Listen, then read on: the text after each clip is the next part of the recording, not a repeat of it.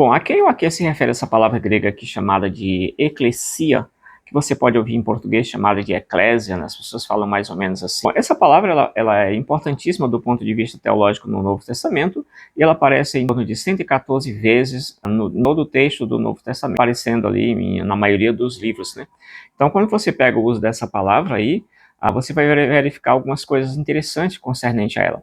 E aí entra aquela discussão, aquela polêmica entre os que defendem o templo, que chamam exatamente o templo, a construção de igreja, e aqueles que entendem que essa palavra não deve ser aplicada nunca à questão de templo, mas sim à questão de pessoas em si, da comunidade, né, a reunião do povo de Deus, enfim.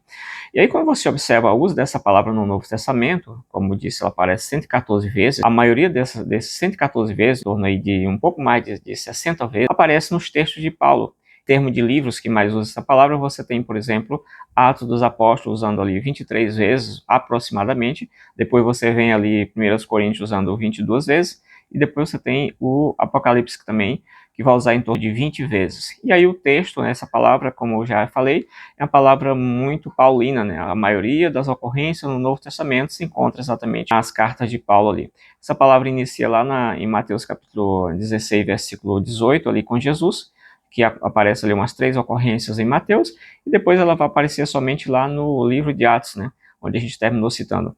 Aí quando a gente analisa, por exemplo, o uso dessa palavra no Novo Testamento, vamos chegar exatamente à seguinte conclusão: essa palavra ela é usada para se referir ao grupo de pessoas, aquela comunidade em si, as pessoas, e não ao templo. Quando você vai se referir ao templo, à construção em si, alguma coisa aí, você usa a palavra, por exemplo, naos, é uma das palavras gregas que você pode usar para templo. Você pode usar, por exemplo, a palavra heiron, por exemplo, também é uma palavra usada para templo, né, no sentido mais físico, então alguma coisa mais palpável nesse sentido.